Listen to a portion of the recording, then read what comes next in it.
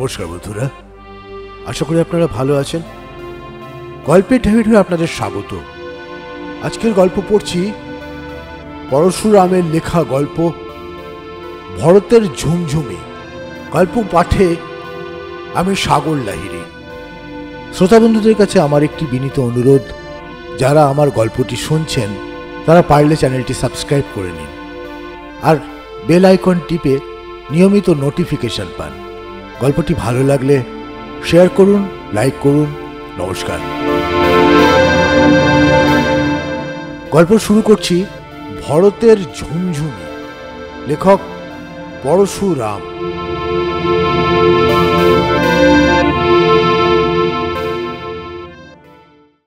ঋষিকেশ তীর্থে গঙ্গাধারে যে ধর্মশালা আছে তারই সামনের বড় ঘরে আমরা আশ্রয় নিয়েছি। আমি, আমার মামাতো ভাই পুলিন আর তার 10 বছরের ছেলে পল্টু। তাছাড়া টহলরাম চাকর আর 4টে সাদা ইঁদুরও আছে। ইঁদুর আনতে আমাদের খুব আপত্তি ছিল, কিন্তু পল্টু বললে, বারে আমি সঙ্গে না নিলে এদের খাওয়াবে কে? বাড়ির 6টা বেড়ালি এদের খেয়ে ফেলবে। যুক্তি অকাট্য। ইঁদুরের ভাড়াও লাগে না, সুতরাং সঙ্গে আনা হয়েছে। তারা রাত্রে একটা খাঁচার মতন বাক্সে বাস করে। দিনের বেলায় পল্টুর পকেটে বা মুঠোর মধ্যে থাকে, অথবা তার গায়ের ওপর চড়ে বেড়ায়। সমস্ত সকাল টো টো করে বেরিয়েছি। এখন বেলা 11টা। প্রচণ্ড খিদে পেয়েছে। চা তৈরির সরঞ্জাম আমরা সঙ্গে এনেছি, কিন্তু রান্নার কোনো জোগাড় নেই। তার হাঙ্গামা আমাদের পোষায় না। দোকান থেকে এক ঝুড়ি মোটা মোটা আটার লুচি, খানিকটা স্বচ্ছন্দ বনজাত কচু ঘেঁচুর ঘণ্ট আর শেরখানিক নুড়ির মতন শক্ত প্যাড়া আনানো হয়েছে। আমরা স্নান সেরে দরজা বন্ধ করে খাটিয়ায় বসে কোলের ওপর শালপাতা বিছিয়েছি। টহলরাম পরিবেশনের উপক্রম করছে। এমন সময় বাইরে থেকে ভাঙা কর্কশ গলায় আওয়াজ এলো, অয় মহং ভো। কথাটা কোথায় যেন আগে শুনেছি। দরজা খুলে বাইরে এসে দেখলুম একজন বৃদ্ধ সাধু বাবা। রংটা বোধহয় এককালে ফর্সা ছিল, এখন তামাটে হয়ে গেছে। লম্বা, রোগা, মাথার জটাটি ছোট কিন্তু অকৃত্রিম। গোঁফ আর গালের ওপর দিকে দাড়ি ছেঁড়া ছেঁড়া, যেন ছাগলে খেয়েছে। কিন্তু থুতনির দাড়ি বেশ ঘন আর লম্বা, নিচের দিকে ঝুঁটির মতন একটি বড় গেঁড়ো বাঁধা। দেখলে মনে হয় গেঁড়োটি কোনো কালে খোলা হয় না। পরনের গেরুয়া কাপড় আর কাঁধের কম্বল অত্যন্ত ময়লা। সর্বাঙ্গে ধুলো, গলায় তেল চিটে পইতে, হাতে একটা ঝুলি আর তোবড়া ঘটি। রুদ্রাক্ষের মালা, ভস্যের প্রলেপ, গাঁজার কলকে, চিমটে, কমণ্ডলু প্রভৃতি মামুলি সাজসজ্জা কিছুই নেই। প্রশ্ন করলুম, ক্যা মাংতা বাবাজি? বাবাজি উত্তর দিলেন না। সোজা ঘরে ঢুকে আমার খাটিয়ায় বসে পড়লেন। টহলরাম বাঙালির সংসর্গে থেকে একটু নাস্তিক হয়ে পড়েছে। অচেনা সাধু বাবাদের ওপর তেমন ভক্তি নেই। রুখে উঠে বললেন, আরে কৈসা বেহুদা আদমি তুম, উঠো খাটিয়া সে। সাধুবাবু ভ্রুকুটি করে রাষ্ট্রভাষায় যে গালাগালি দিলেন তা অশ্রাব্য, অবাচ্য, অল্লেখ্য। পুলিন অত্যন্ত রেগে গিয়ে গলা ধাক্কা দিতে গেল। আমি তাকে জোর দিয়ে থামিয়ে বললুম, করো কি, বাবার সঙ্গে একটু আলাপ করেই দেখা যাক না। প্রমোদ চাটুর্য মশাই বিস্তর সাধুসঙ্গ করেছেন। সাধু চরিত্র তার ভালো রকম জানা আছে। যোগী, অবধূত, বামাচারী, তান্ত্রিক, অগরপন্থী প্রভৃতি হরেক রকম সাধক সম্বন্ধে তিনি গবেষণা করেছেন। তার লেখা থেকে এইটুকু বুঝেছি যে গরুর যেমন শিং, সজারুর যেমন কাটা, খট্টাসের যেমন গন্ধ, তেমনি সিদ্ধ পুরুষদের আত্মরক্ষার উপায় গালাগালি। তাদের কটু বাক্যের চোটে অনধিকারী বাজে ভক্তরা ভেগে পড়ে, শুধু নাছোড়বান্দা খাঁটি মুক্তিকামীরা রয়ে যায়। এই আগন্তুক সাধু বাবাটির মুখকিস্তির বহর দেখে মনে হলো নিশ্চয়ই এর মধ্যে বস্তু আছে। সবিনয় বললুম, ক্যা মাংতা, হুকুম কিজিয়ে বাবা। বাবা বললেন, ভোজন মাংতা। আরে তোমরা তো দেখছি বাঙালি, বাংলাতেই বলো না ছাই। বাবাজির মুখে আমাদের মাতৃভাষা শুনে খুশি হয়ে বললুম, এই তরকারি প্যাড়া আপনার চলবে কি? খুব চলবে, কিন্তু ওইটুকুতেই কি হবে? আমি আছি, তোমরা 3 জন আছো, আর তোমাদের এই রাক্ষস চাকরটা আছে। আরও 2 আনাও। টহলরামকে আবার বাজারে পাঠালো। পুলিনের পেশা ওকালতি, কিন্তু মক্কেল তেমন জোটে না। তাই বেচারা সুবিধে পেলেই যাকে তাকে সওয়াল করে শখ মিটিয়ে নেয়। বললে, আপনি বাঙালি ব্রাহ্মণ, সে খোঁজে তোমার দরকার কি? আমার সঙ্গে মেয়ের বিয়ে দেবে নাকি? আমার ভাষা সংস্কৃত, তবে তোমরা তা বুঝবে না, তাই বাংলা বলছি। আপনি কোন সম্প্রদায়ের সন্ন্যাসী? গিরি, পুরী, ভারতী, অরণ্য, না আর কিছু? ওসব অর্বাচীন দলের মধ্যে আমি নই। আমার আদি আশ্রম ব্রহ্মলোক, আমি একজন ব্রহ্মশ্রী। নামটি জিজ্ঞাসা করতে পারি কি? বোবা যখন নাও তখন না পারবে না কেন? কিন্তু বিশ্বাস করতে পারবে কি? তোমরা তো পাষণ্ড নাস্তিক। আমি হচ্ছি মহামুনি দুর্বাসা। কিছুক্ষণ হতভম্ব হয়ে থাকার পর প্রণিপাত করে আমি বললাম, ধন্য আমরা, চেহারা যেমনটি শুনেছি তেমনটি দেখছি বটে, কিন্তু লোকে যে আপনাকে অত্যন্ত বদরাগী বলে তা তো মনে হচ্ছে না। এই তো আমাদের সঙ্গে বেশ প্রসন্ন হয়ে কথা বলছেন। বদরাগী কেন হব? তবে এককালে আমার তেজ খুব বেশি ছিল বটে, কিন্তু সেই বজ্জাত মাগিটা আমার দফা সেরেছে। হাত জোর করে বললেন, তপোধন, যদি গোপনীয় না হয় তবে কৃপা করে ওই অধমদের কৌতূহল নিবৃত্তি করুন। আপনি তো সত্য ত্রেতা দাপরের যুগ, এই ঘোর কলিযুগে আমাদের মতন পাপীদের কাছে এলেন কি করে? পিতা অত্রি আমাকে স্বপ্নে দেখা দিয়ে বলেছেন, বৎস, ঋষিকেশ তীর্থে গঙ্গা তীরবর্তী ধর্মশালায় যাও, সেখানে তোমার সংকটমোচন হবে। আপনার আবার সংকট কি প্রভু? আপনিই তো লোককে সংকটে ফেলেন। সব বলবো, কিন্তু আগে ভোজন সমাপ্ত হোক। তোমরাও খেয়ে নাও। পুলিন বললে, আপনি স্নান করবেন না? সে তো কোন কালে সেরেছি, ব্রাহ্ম মুহূর্তেই গঙ্গায় একটি ডুব দিয়েছি।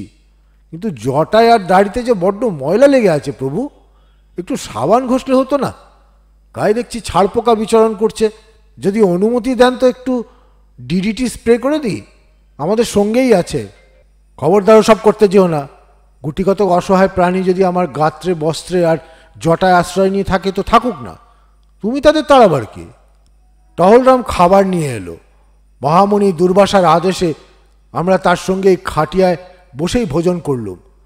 ভোজন আসতে আমি সিগারেটের টিনটা এগিয়ে দিয়ে বললাম, প্রভু, এই জিনিস চলবে কি? এর চেয়ে উঁচু দরের ধূমোৎপাদক বস্তু তো আমাদের নেই। একটি সিগারেট তুলে নিয়ে দুর্বাসা বললেন, এতেই হবে, গঞ্জিকা আমার সয় না, বাতিক বৃদ্ধি হয়। ওই, তোমরা ধূমপান করবে না? লজ্জায় জিভ কেটে বললাম, আপনার সামনে কি তা পারি? ভণ্ডামি করো না। আমার সামনে একরাশ লুচি গিলতে বাঁধল না, আর যত লজ্জা ধোঁয়ায়। না নাও, টানতে আরম্ভ করো। অগত্যা পুলিন আর আমিও সিগারেট ধরালুম। শোনবার জন্য আমরা উদ্গ্রীব হয়ে অপেক্ষা করছি দেখে দুর্বাসা তার ইতিহাস আরম্ভ করলেন। শকুন্তলার কথা জানো তো? কালিদাস তার নাটকে লিখেছে। মেয়েটা আমার ডাকে সাড়া দেয়নি, তাই হঠাৎ রেগে গিয়ে তাকে অভিশাপ দিয়েছিলুম। তুমি যার কথা ভাবছো সে তোমাকে দেখলে চিনতে পারবে না। শকুন্তলা এমনই বেহুশ যে আমার কোনো কথাই তার কানে গেল না, কিন্তু তার এক সখী শুনতে পেয়েছিল।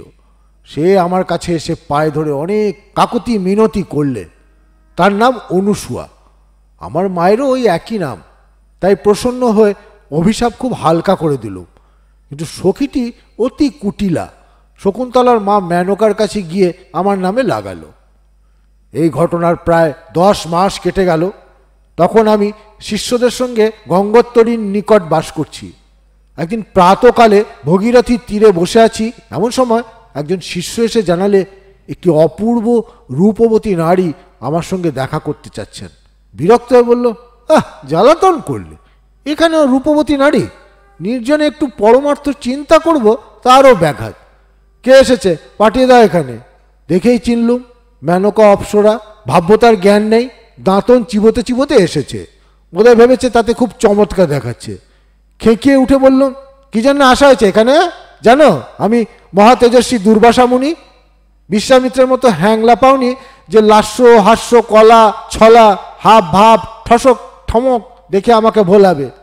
মেনকা ভেঙচি কেটে বললে, মরি মরি, জগতে তো আর কেউ নেই যে তোমাকে ভোলাতে আসবো। তোমার ভালোর জন্যই দেখা করতে এসেছি। তা যদি না চাও তো চললুম, কিন্তু এরপরে বিপদে পড়লে দোষ দিতে পাবে না। এই বলে মেনকা এক পায়ের গোড়ালিতে ভর দিয়ে বোঁ করে ঘুরে গেল। মাগির আস্পর্ধা কম নয়। আমাকে তুমি বলছে? সাপ দিতে যাচ্ছিলুম, তুই এক্ষুনি শুঁয়োপোকা হয়ে যা। কিন্তু ভাবলুম ব্যাপারটা আগে জানা দরকার। বললুম, কি জন্য এসেছ বলোই না ছাই। মেনকা বললে, মহাদেব যে তোমার ওপর রেগে আগুন হয়েছেন। শকুন্তলাকে তুমি বিনা দোষে সাপ দিয়েছিলে শুনে, আর একটু হলেই তোমাকে ভস্ম করে ফেলতেন। নেহাত আমি পায়ে ধরে বোঝালুম, তাই এবারকার মতন তুমি বেঁচে গেছো। আমি দেবতা মানুষ কাকেও গ্রাহ্য করি না, কিন্তু মহাদেবকে ডরাই। জিজ্ঞাসা করলুম, কি বললে তুমি তাকে? বললুম, নির্বোধ ব্রাহ্মণ, মাথার দোষও আছে, না বুঝে রাগের মাথায় সাপ দিয়ে ফেলেছে। তার শকুন্তলা তো বেশি দিন কষ্ট পাবে না। আপনি দুর্বাসা মুনিকে এবারটি ক্ষমা করুন। মহাদেব আমাকে স্নেহ করেন, তার শাশুড়ির নাম আর আমার নাম একই কিনা। বললেন, বেশ, ক্ষমা করব, কিন্তু আগে তুমি তাকে দিয়ে একটা প্রায়শ্চিত্ত করাও। কি প্রায়শ্চিত্ত করাবে শুনি? তোমার ভয় নেই ঠাকুর, খুব সোজা প্রায়শ্চিত্ত। শকুন্তলা এখন হেমকূট পর্বতে প্রজাপতি কশ্যপের আশ্রমে আছে। আমি খবর পেয়েছি, সম্প্রতি তার একটা খোকা হয়েছে। কশ্যপ বলেছেন এই ছেলে ভরত নামে প্রসিদ্ধ হবে এবং পৃথিবী শাসন করবে। মনে করেছিলুম গিয়ে একবার দেখে আসবো, কিন্তু তার হলো না। ইন্দ্র সব অপ্সরাদের ডেকে পাঠিয়েছেন, তার বেটা জয়ন্ত বিগড়ে যাচ্ছে। হবে না কেন? বাপের ধাত পেয়েছে, তাই তাড়াতাড়ি তার বিয়ে দিচ্ছেন। 2 মাস ধরে অষ্টপ্রহর নৃত্য, গীত, পান, ভোজন চলবে। আজই আমাকে যেতে হবে। দেবতাদের 60 দিনে মানুষের 60 বৎসর। আমি যখন ফিরে আসব তখন শকুন্তলার ছেলে বুড়ো হয়ে যাবে, তাই তোমাকেই তার কাছে পাঠাতে চাই। আমি ভাবলুম, এ তো কিছু শক্ত কাজ নয়। আমি যদি শকুন্তলার কাছে গিয়ে তাকে আর তার ছেলেকে আশীর্বাদ করে আসি, তবে দেখতে শুনতে ভালোই হবে। মেনকাকে বললুম, আমি যেতে রাজি আছি, কিন্তু প্রায়শ্চিত্তটা কি? সেখানে গিয়ে কি করতে হবে? একটি কাজের ভার নিয়ে তোমাকে যেতে হবে। এই ঝুমঝুমিটি খোকার হাতে দেবে আর আমার হয়ে তাকে একটু আদর করবে। কিন্তু তুমি বড় নোংরা। আগে ভালো করে হাত ধোবে, তারপর খোকার থুতনিতে ঠেকিয়ে আলগোছে একটি চুমু খাবে। আমি প্রশ্ন করলুম, সে আবার কি রকম? এই রকম আর কি। এই বলে মেনকা তার হাত আমার দাড়িতে ঠেকিয়ে মুখের কাছে এনে একটা শব্দ করলে। চুহ কি থু বুঝতে পারলাম না। তারপর বললে, এই নাও ঝুমঝুমি, খবরদার হারিও না যেন, তাহলে মজা টের পাবে। ঝুমঝুমিটা নিয়ে আমি বললুম, হারাবে কেন, খুব সাবধানে রাখবো। তুমি তোমার নাতিটিকে দেখতে পাবে না, বড় দুঃখের কথা। দেখো মেনকা, তুমি তো চলে যাচ্ছ, যদি আমার কাছে কোনো বর চাইবার থাকে তো এই বেলা বলো। না, বরটার আমার দরকার নেই। আমি বললাম, নেই কেন? যদি চাও তো আমার ঔরসে তোমার গর্ভে একটি পুত্র দিতে পারি। যদি 3-4টে বা 100 চাও তাও দিতে পারি। নাক সিঁটকে মেনকা উত্তর দিলে, হয়েছে আর কি। তুমি নিজেকে কি মনে করো, কার্তিক না কন্দর্প? তোমার সন্তান তো রূপে গুণে একবারে বোকা পাঁঠা হবে। অতি কষ্টে ক্রোধ সংবরণ করে আমি বললুম, আচ্ছা আচ্ছা, না চাও তো আমার বড় বই গেল। আমি অপাত্রে দান করি না। বেশ, এখন বিদায় হও। একটা শুভ দিন দেখে আমি শকুন্তলার কাছে যাব। পুলিন জিজ্ঞাসা করলে, প্রভু মেনকার বয়স কত? দুর্বাসা বললেন, তুমি তো আচ্ছা বোকা দেখছি, অপ্সরার আবার বয়স কি? জ্যোৎস্না, বিদ্যুৎ, রামধনু এসবের বয়স আছে নাকি? তারপর শোনো। মেনকা চলে গেল। 3 দিন পরে আমি যাত্রার জন্য প্রস্তুত হলাম। অপ্সরাই বলো আর দিবাঙ্গনাই বলো, মেনকা আসলে হলো স্বর্গবেশ্যা। লৌকিকতার কোনো জ্ঞানই তার নেই। কিন্তু আমার তো একটা কর্তব্যবোধ আছে। শুধু ঝুমঝুমি নিয়ে গেলে ভালো দেখাবে কেন, কিছু খাদ্য সামগ্রী নিয়ে যেতেই হবে। সেজন্য আশ্রমের নিকটস্থ বন থেকে একটি সুপুষ্ট ওল আর শেরখানেক বড় বড় 3 সংগ্রহ করে ঝুলির ভেতর নিলুম। পুলিন বললে, 1 মাসের খোকা বুনো ওল আর বাঘা তেঁতুল খাবে? আমি বললাম, তার না খাবে কেন?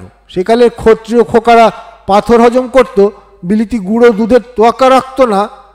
দুর্বাসা বললেন, তোমরা অত্যন্ত মূর্খ। ওল আর তেঁতুল ছেলে কেন খাবে? আশ্রমবাসী তপস্বী আর তপস্বিনীরা সবাই খাবে। তারপর শোনো, যথাকালে হেমকূটে পৌঁছে মরীচি পুত্র ভগবান কশ্যপ ও তৎপত্নী ভগবতী অদিতিকে বন্দনা করলুম। তারপর শকুন্তলার কাছে গেলুম।